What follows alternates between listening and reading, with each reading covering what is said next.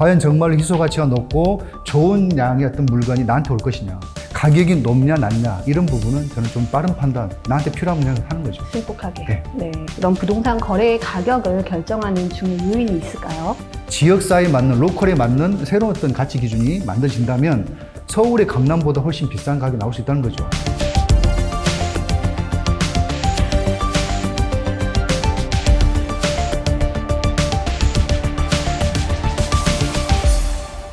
매번 한 발 늦는 부동산 투자 선택에 있어서 신중이냐 신속이냐, 교수님 무엇이 우선일까요? 글쎄요, 매번 한 발을 넣는다고 얘기를 하셨는데 누군가는 먼저 가겠죠. 그래서 결국 많은 투자자들은 대부분 몇몇 사람들이 선점하고 난 뒤에 따라가는 것이 거의 대부분인 것 같아요. 특히 이제 부동산을 어떤 선택을 할 때 그게 투자 목적이든 실수요 목적이든 간에 본인들의 어떤 판단 기준이 지나치게 신중한 사람들이 있고, 또 너무 물불 가리지 않고 너무 빠른 섣부른 결정하는 경우도 있죠. 그래서 오늘 주제가 신중과 어떤 신속, 이렇게 두 가지 잡은 것 같은데요.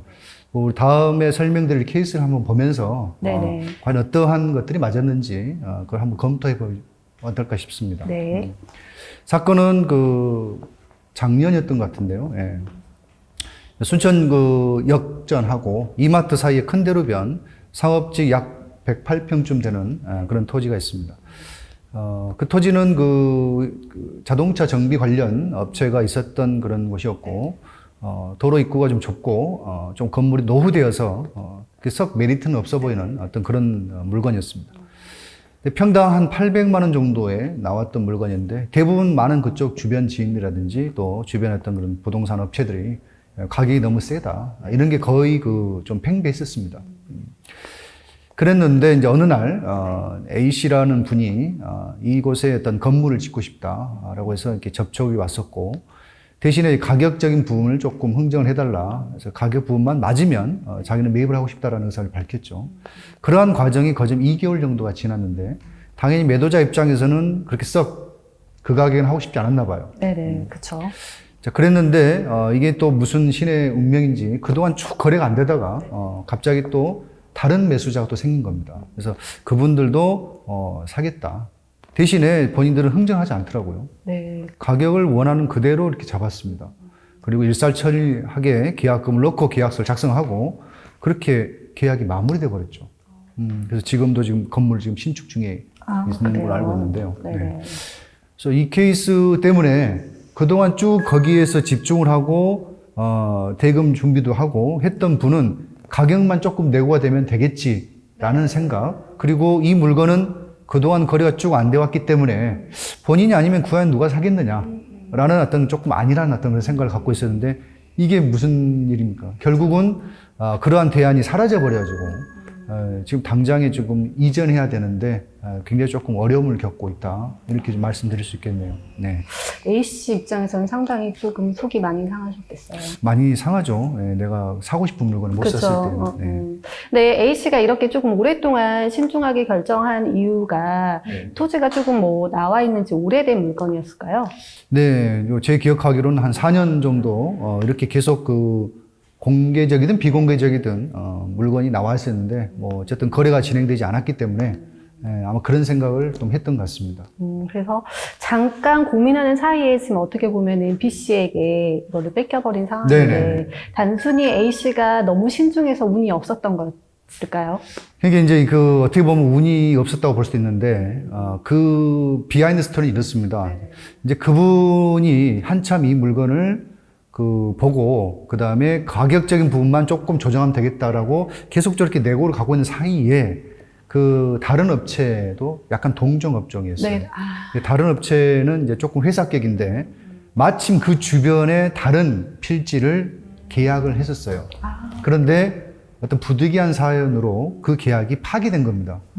그래서 그 사람들도 당장에 그 근처에다가 매입을 해야 되는데, 그렇죠. 그래서 주변에 있는 거 한번 찾아봐라 라고 했더니 바로 옆에 토지가 있는 걸 보고 바로 계약이 진행돼 버린 거죠. 지극히 A씨 같은 경우는 그동안 쭉 경쟁자가 없다가 운이 없다고 볼 수도 있겠지만, 다른 한편으로 본다면 B씨 회사 같은 경우는 무조건 이러이러한 대로변에 이 정도 표시가 있으면 매입을 해서 지어야 된다 어떤 그런 강력한 어떤 투자했던 그런 계획이 있었던 거고.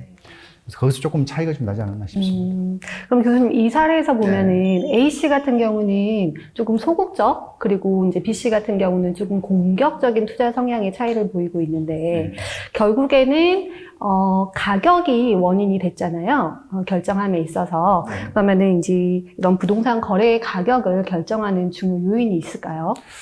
부동산 가격 결정은 저희들도 보면 가장 어렵고 천편일률적인 이야기가 될 수가 없는 가장 좀 난해한 이야기입니다. 너무 힘들어요. 네, 어디에 그렇죠. 있는 땅이 얼마냐고 물어보면 그게 가장 힘들더라고요.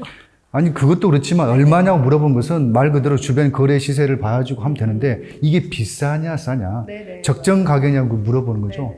부동산 가격을 결정하는 전문가들은 이렇게 기업공인중개사라든지 감정평가사 그다음에 이제 토지 정보과에 있는 분들부터 해서 많은 전문가들이 있지만 이 부동산 가격에 대한 부분은 이렇게 돼 있다고 보시면 돼요. 이게 객관적이고 정형화되어 있다는 생각을 조금 버리셔야 될 것 같아요.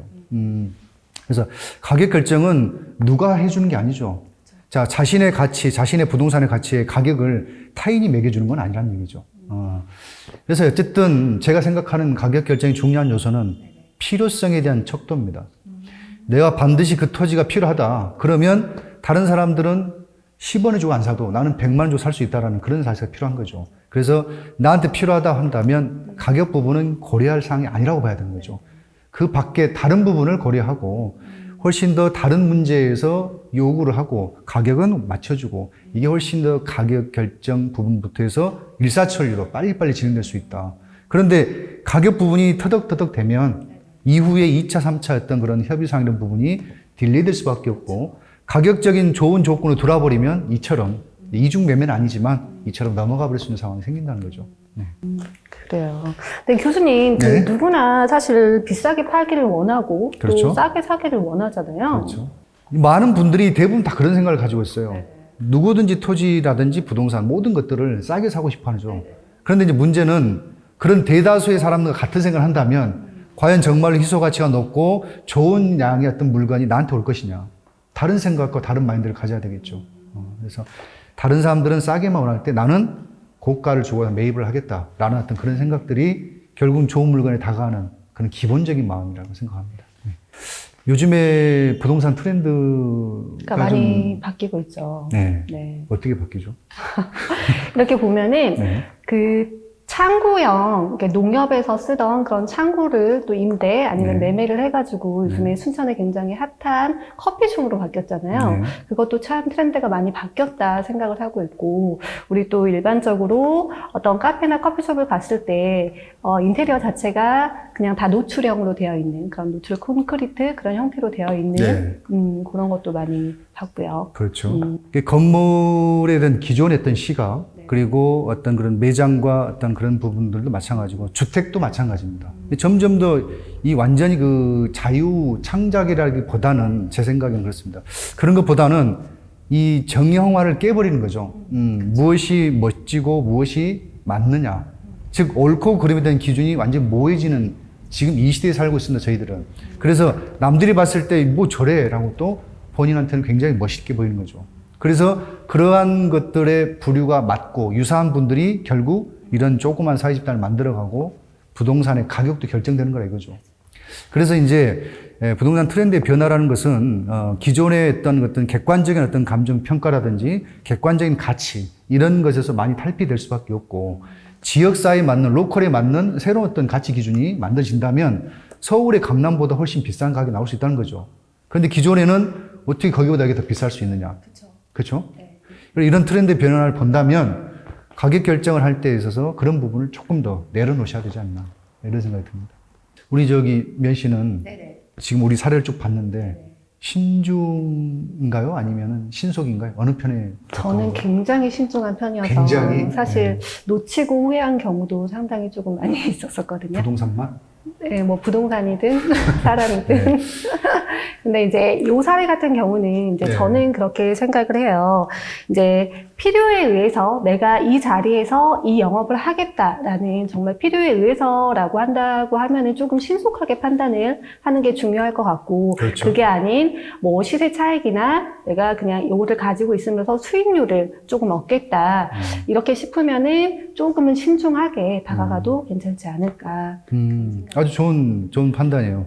근데 저는 또 약간 좀 생각이 좀 다른 게, 굳이 이렇게 신속한 게 중요한 것이냐, 아니면 좀 신중하게 중요한 것이냐, 이런 부분을 어떻게 구별할 수는 없겠지만, 제 생각에 나름의 기준은 이렇습니다. 그러니까, 이 가격에 대해서 고민이 된다면, 저는 신속한 쪽으로 가라고 얘기하고 싶어요.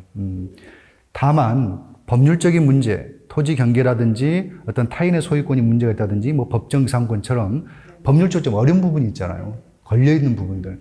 그런 부분이 있을 경우는 신중한 쪽으로 가는 것이 맞다 생각하고, 가격이 높냐 낮냐 이런 부분은 저는 좀 빠른 판단, 나한테 필요한 그냥 하는 거죠. 신속하게. 네. 네. 그렇게 해서 우리 소비자들이 선택을 하실 때 조금 기준에 좀 도움이 되면 좋겠다는 생각을 말씀드려봅니다. 교수님, 이 사례를 통해서 저희가 배울 수 있는 교훈이 있다면요? 뭐 교훈이라기보다는 그런 것 같습니다. 그동안에 조금 좀 내성적으로 너무나 신중하게 했던 분들, 때로는 빠른 선택이 어떤 신중함을 이길 수 있다. 그게 또 새로운 자기 어떤 부동산의 대안일 수 있다. 이런 부분을 저는 한번 교훈을 한번 삼아보면 네. 어떨까 합니다.